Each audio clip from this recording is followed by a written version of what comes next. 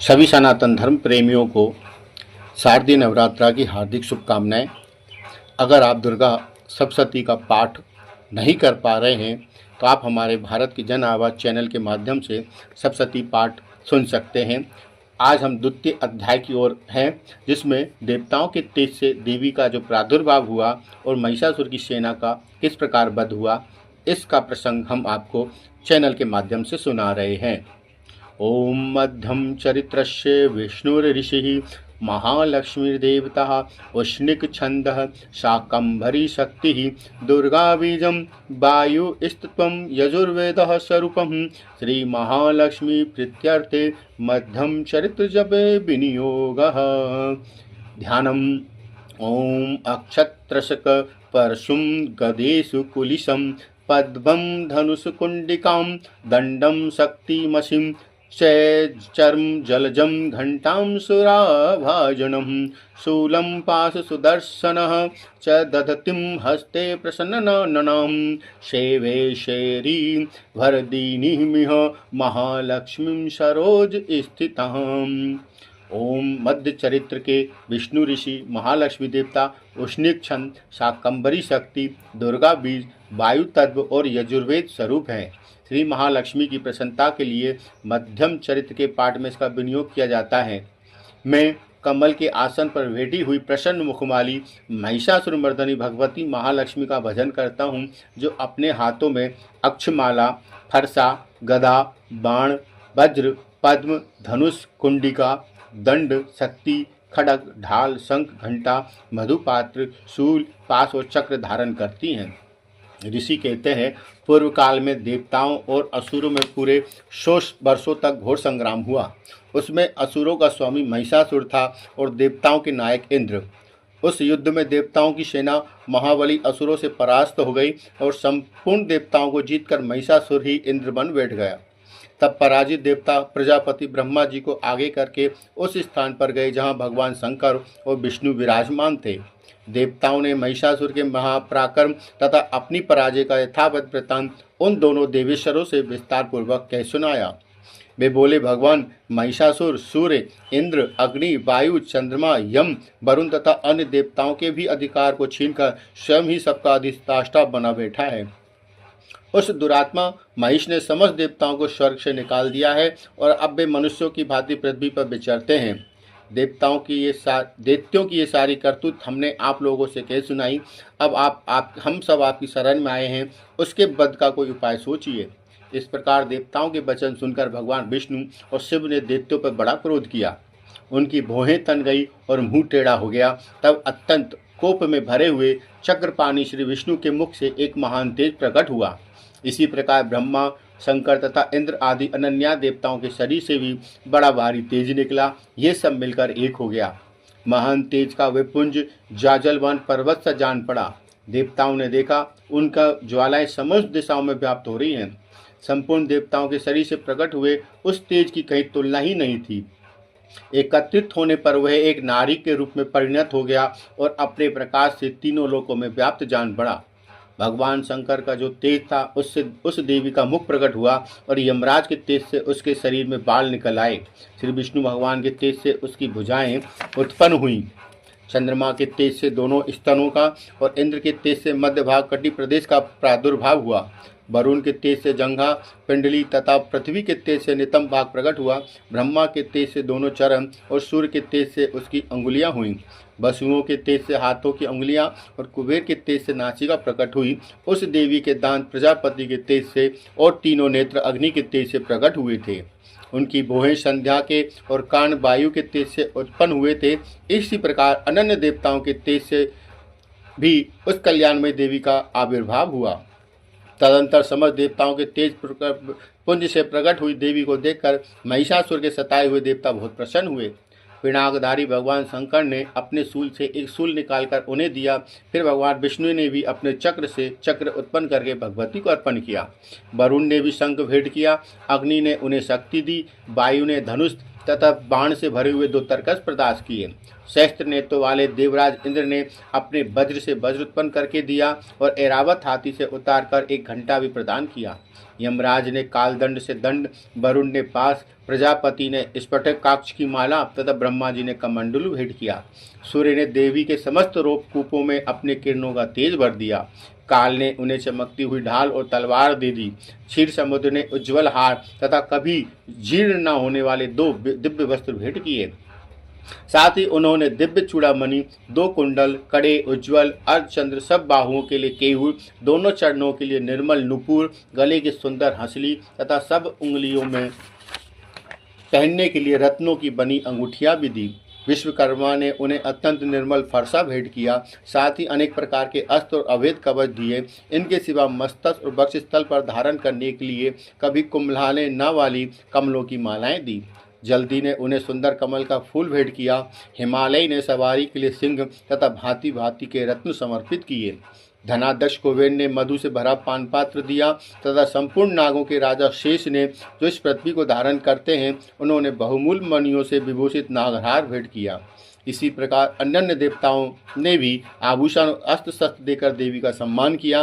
तत्पश्चात उन्होंने बारंबार अट्टहास पूर्वक उच्च स्वर से गर्जना की। उनके भयंकर नाद से संपूर्ण आकाश गूंज उठा और देवी का वह अत्यंत उच्च स्वर से किया हुआ सिंहनाद कहीं समा न सका। आकाश उसके सामने लघु प्रतीत होने लगे। उससे बड़ी जोर की प्रतिध्वनि हुई, जिससे संपूर्ण विश्व में हलचल मच गई और समुद्र कांप उठे। पृथ्वी डोलने लगी, समस्त पर्वत हिलने लगे। उसी समय देवताओं ने अत्यंत प्रसन्नता के साथ सिंहवाणी भवानी से कहा, देवी तुम्हारी जय हो, तुम्हारी जय हो। साथ ही महर्षियों ने भक्ति भाव से विनम्र होकर उनका स्तवन किया। संपूर्ण त्रिलोकों को क्षोभग्रस्त देख दैत्यगण अपनी समस्त सेना को कवच आदि से सुसज्जित कर हाथों में हथियार ले सहसा उठकर खड़े हो गए। उस समय महिषासुर ने बड़े क्रोध में आकर कहा, आह, ये क्या हो रहा है। फिर वह संपूर्ण असुरों से घिरकर उस सिंहनाद की ओर लक्ष्य करके दौड़ा और आगे पहुंचकर उसने देवी को देखा, जो अपने प्रभाव से तीनों लोगों को प्रकाशित कर रही थी। उनके चरणों के भार से पृथ्वी ही दबी जा रही थी। माथे की मुकुट से आकाश में रेखा सी खिंच रही थी तथा वे अपने धनुष की टंकार से सातों पातालों को क्षुब्ध किए देती थी। देवी अपने 1000 भुजाओं से संपूर्ण दिशाओं को आच्छादित करके खड़ी थी। तदनंतर उनके साथ दैत्यों का युद्ध छिड़ गया। नाना प्रकार के अस्त्र शस्त्रों के पार से संपूर्ण दिशाएं उद्वासित होने लगी। चक्षुर नाम का महान असुर महिषासुर का सेना नायक था, वह देवी के साथ युद्ध करने लगा। अन्य दैत्यों की चतुरंगनी सेना साथ लेकर चामर भी लड़ने लगा। 60,000 रथियों के साथ आकर उद्रग नामक महादैत्य ने भी लोहा लिया। 1 करोड़ रथियों को साथ लेकर महाहनु नामक दैत्य युद्ध करने लगा, जिसकी रोएं तलवार के समान थी। वे असीलोमा नाम का महादैत्य 5 करोड़ रथी सैनिकों से युद्ध में आ डटा। 60 लाख रथियों से घिरा हुआ बाष्कल नामक दैत्य भी इस युद्ध भूमि में लड़ने लगा और परिवारित नामक राक्षस हाथी सवार और घुड़सवारों के अनेक दलों तथा 1 करोड़ रथियों को सेना लेकर युद्ध करने लगा। बिडाल नामक दैत्य 5 अरब रथियों से घिरकर लोहा लेने लगा। इसके अतिरिक्त और भी हजारों महादैत्य रथ, हाथी और घोड़े की सेना लेकर वहां देवी के साथ युद्ध करने लगे। स्वयं महिषासुर उस रणभूमि में कोटि कोटि सहस्त्र रथ, हाथी और घोड़ों की सेना से घिरा हुआ खड़ा था। वे दैत्य देवी के साथ तोमर, भिंदपाल, शक्ति, मूसल, खड़ग, परशु, पट्टिस आदि अस्त्र का प्रहार करते हुए युद्ध कर रहे थे। कुछ दैत्यों ने उन पर शक्ति का प्रहार किया, कुछ लोगों ने पास फेंके तथा कुछ दूसरे दैत्यों ने खड़ग प्रहार करके देवी को मार डालने का उद्योग किया। देवी ने भी क्रोध में भरकर खेल खेल में ही अपने अस्त्र शस्त्रों की वर्षा करके दैत्यों के समस्त अस्त्र काट डाले। उनके मुख पर परिश्रम या थकावट का रंच मात्र भी चिन्ह नहीं था। देवता और ऋषि उनकी स्तुति करते थे और वे भगवती परमेश्वरी दैत्यों के शरीर पर अस्त्र की वर्षा करती रही। देवी का वाहन सिंह भी क्रोध में भरकर गर्दनों के बालों को हिलाता हुआ असुरों की सेना में इस प्रकार विचरने लगा, मानो बनों में दावानल फैल रहा हो। रणभूमि में दैत्यों के साथ युद्ध करती हुई अंबिका देवी ने जितने निश्वास छोड़े, वे सभी तत्काल सैकड़ों हजारों गणों के रूप में प्रकट हुए और परशु, भिंदीपाल, खड़ग, पट्टिस आदि अस्त्रों द्वारा असुरों का सामना करने लगे। देवी की शक्ति से बड़े हुए वे गण असुरों का नाश करते हुए नगाड़ा और शंख आदि बाजे बजाने लगे। उस संग्राम महोत्सव में कितने ही गण मृदंग बजा रहे थे। तदनंतर देवी ने त्रिशूल से, गदा से और शक्ति की वर्षा से, खड़ग आदि से सैकड़ों महादैत्यों का संहार कर डाला। कितनों को घंटे के भयंकर नाद से मूर्छित करके मार गिराया। बहुतेरे दैत्यों को पास से बांधकर धरती पर घसीटा। कितने ही दैत्य उनकी तीखी तलवार की मार से टुकड़े टुकड़े हो गए। कितने ही गदा की चोट से घायल हो धरती पर सो गए और कितने ही मूसल की मार से अत्यंत आहार होकर रक्त बमन करने लगे। कुछ दैत्य सूल से छाती फट जाने के कारण पृथ्वी पर ढेर हो गए। उस रणांगन में बाण समूहों की वृष्टि से कितने ही असुरों की कमर टूट गई। बाज की तरह झपटने वाले देव पीड़क दैत्यगण अपने प्राणों से हाथ धोने लगे। किन्हीं की बाहें छिन्न भिन्न हो गई, कितने की गर्दन कट गई, कितने ही दैत्यों के मस्तक कट कर कर गिरने लगे। कुछ लोगों के शरीर मध्य भाग में विदीर्ण हो गए, कितने ही महादैत्य जांघें कट जाने से पृथ्वी पर गिर पड़े और कितनों को ही देवी ने एक बाह, एक पैर और एक नेत्र वालों करके 2 टुकड़ों में चीर डाला। कितने ही दैत्य मस्तक कट जाने पर भी गिरकर फिर उड़ जाते और केवल धड़ के रूप में अच्छे अच्छे हथियार ले हाथों में देवी के साथ युद्ध करने लगते थे। दूसरे कबंध युद्ध के बाजों के लय पर नाचते थे। कितने ही बिना सिर के धड़ हाथों में खड़ग, शक्ति और रिष्टि लिए दौड़ते थे और दूसरे दूसरे महादैत्य ठहरो ठहरो ये कहते हुए देवी को युद्ध के लिए ललकारते थे। जहाँ वे घोर संग्राम हुआ वहाँ धरती देवी के गिराए हुए रथ, हाथी, घोड़े और असुरों की लाशों से ऐसे पट गई थी जैसे वहां चलना फिरना ही असंभव हो गया था। दैत्यों की सेना में हाथी, घोड़े और असुरों की शरीर से इतनी अधिक मात्रा में रक्तपात हुआ कि थोड़ी देर में वहां खून की बड़ी बड़ी नदियां बहने लगी। जगदम्बा ने असुरों की विशाल सेना को क्षण भर में नष्ट कर दिया, ठीक उसी तरह जैसे तृण और काट के भारी ढेर को आग कुछ ही क्षणों में भस्म कर देती है। और वह सिंह भी गर्दन के बालों को हिला हिलाकर जोर जोर से गर्जना करता हुआ दैत्यों के शरीर से मानो उनके प्राण छू लेता था। महादेवी के गणों ने उन महादैत्यों के साथ ऐसा युद्ध किया जिससे आकाश में खड़े हुए देवता उन पर बहुत प्रसन्न हुए और फूल बरसाने लगे। जगदम्बे मात की जय हो। तृतीय अध्याय में अब हम जानेंगे सेनापतियों सहित महिषासुर का वध। जगदम्बा की श्री अंगों की कांति उदय काल के सहस्त्रों सूर्यों के समान है।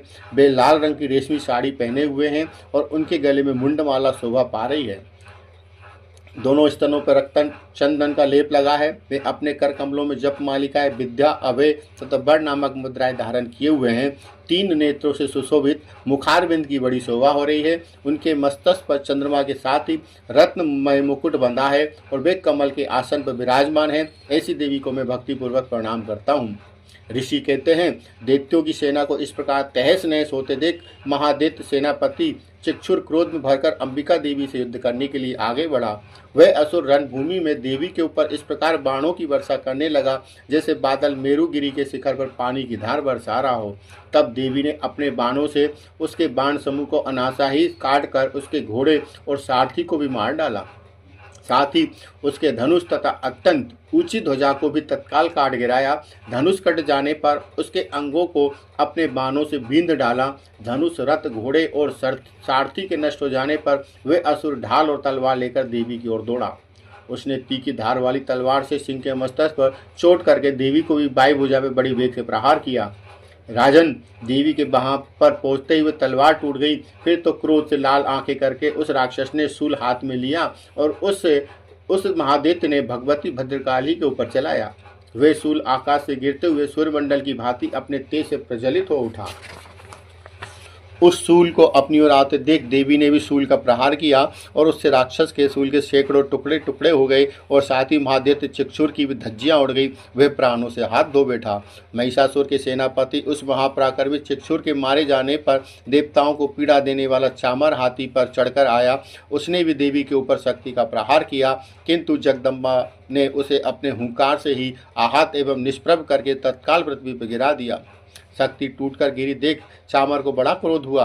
अब उसने शूल चलाया, किंतु देवी ने उसे भी अपने बाणों द्वारा काट डाला। इतने में ही देवी का सिंह उछलकर हाथी के मस्तक पर चढ़ बैठा और उस दैत्य के साथ खूब जोर लगाकर बाह्य युद्ध करने लगा।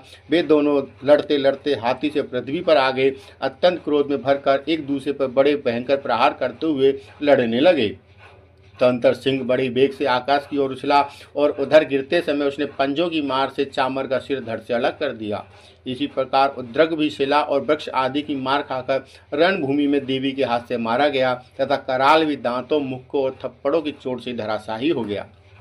क्रोध में भरी हुई देवी ने गदा की चोट से उद्वत का कचुमर निकाल डाला। भिंदपाल से वास्कल को तथा बाणों से ताम्र और अंधक को मौत के घाट उतार दिया।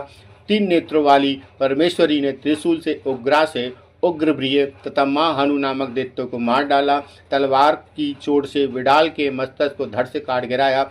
दुर्धुर और दुर्मुख इन दोनों को भी अपने बाणों से यमलोक भेज दिया।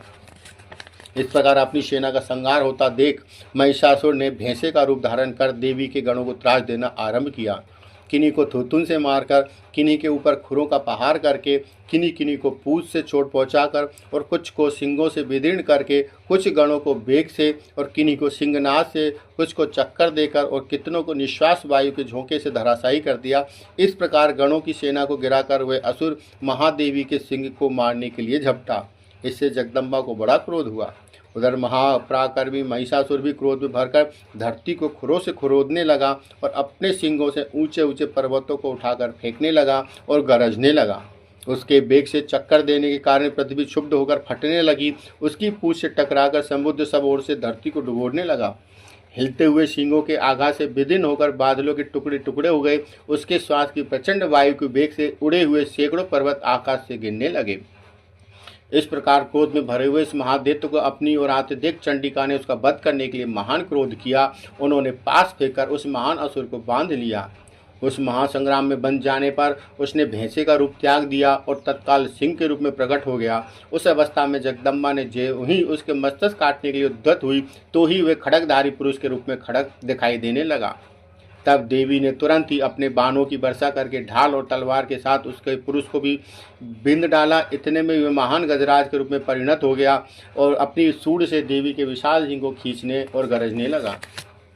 खींचते समय देवी ने तलवार से उसकी सूंड काट डाली। तब उस महादैत्य ने पुनः भैंसे का शरीर धारण कर लिया और पहले की बात ही चराचर प्राणियों से तीनों लोगों को व्याकुल करने लगा। तब क्रोध में भरी हुई जगन माता चंडिका बारंबार उत्तम मधु का पान करने और लाल आंखें करके हंसने लगी। उधर वे बल और पराक्रम के मद से उन्मत्त हुआ राक्षस गरजने लगा। अपने सिंगों से चंडी के ऊपर पर्वतों को फेंकने लगा। उस समय देवी अपने बाणों के समूह से उसके फेंके हुए पर्वतों को चूर्ण करती हुई बोली और बोलते समय उनका मुख मधु के मद से लाल हो रहा था और वाणी लड़खड़ा रही थी। तब देवी ने कहा, ओ मूढ़, मैं जब तक मधु पीती हूँ तब तक तू क्षण भर के लिए खूब गरज ले। मेरे हाथ से यही तेरी मृत्यु हो जाने पर अब शीघ्र देवता भी गर्जना करेंगे। ऋषि कहते हैं, यूं कहकर देवी उछली और उस महादैत्य के ऊपर चढ़ गई। फिर अपने पैर से उसे दबाकर उन्होंने शूल से उसके कंठ में आघात किया। उनके पैर से दबा होने पर भी महिषासुर अपनी मुख से दूसरे रूप में बाहर निकलने लगा। अभी आधे शरीर से ही वह बाहर निकल पाया था कि देवी ने अपने प्रभाव से उसे रोक दिया। आधा निकला होने पर भी महादैत्य देवी से युद्ध करने लगा। तब देवी ने बहुत बड़ी तलवार से उसका मस्तक काट गिराया। फिर तो हाहाकार करती हुई दैत्यों की सारी सेना भाग गई तथा संपूर्ण देवता अत्यंत प्रसन्न हो गए। देवताओं ने दिव्य महर्षियों के साथ दुर्गा देवी का स्तवन किया। गंधर्वराज गाने लगे तथा अप्सराएं नृत्य करने लगी। इस तरह महिषासुर के मारे जाने पर पृथ्वी पर फिर चारों ओर हरियाली और सुखद वातावरण छा गया।